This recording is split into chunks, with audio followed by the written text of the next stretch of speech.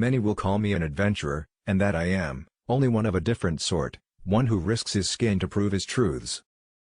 If you tremble with indignation at every injustice, then you are a comrade of mine. We cannot be sure of having something to live for unless we are willing to die for it.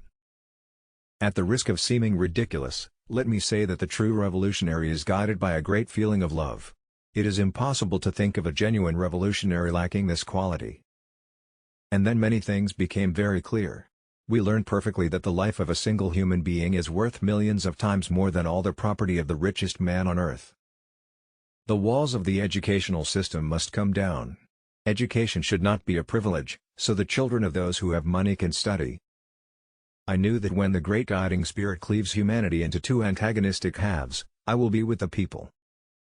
There is no other definition of socialism valid for us than that of the abolition of the exploitation of man by man. After graduation, due to special circumstances and perhaps also to my character, I began to travel throughout America, and I became acquainted with all of it. Except for Haiti and Santo Domingo, I have visited, to some extent, all the other Latin American countries.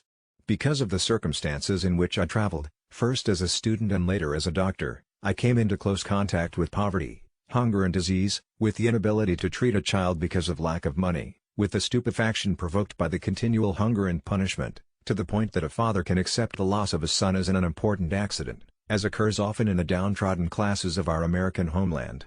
And I began to realize at that time that there were things that were almost as important to me as becoming famous for making a significant contribution to medical science. I wanted to help those people. There are no boundaries in this struggle to the death. We cannot be indifferent to what happens anywhere in the world, for a victory by any country over imperialism is our victory, just as any country's defeat is a defeat for all of us. A country that does not know how to read and write is easy to deceive. I now know, by an almost fatalistic conformity with the facts, that my destiny is to travel. The revolution is made through human beings, but individuals must forge their revolutionary spirit day by day. I will fight with all the weapons within my reach rather than let myself be nailed to a cross or whatever.